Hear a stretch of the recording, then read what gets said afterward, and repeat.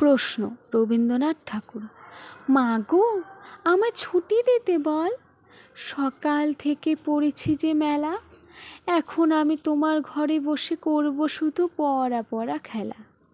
তুমি বলছো দুপুর এখন সবে, না হয় যেন সত্যি হলো তাই, একদিনও কি দুপুরবেলা হলে বিকেল হলো মনে করতে নাই? আমি তো বেশ ভাবতে পারি মনে, সূর্যি ডুবে গেছে মাঠের শেষে, বাগদি বুড়ি চুবড়ি ভরে নিয়ে শাক তুলেছে পুকুর ধারে এসে।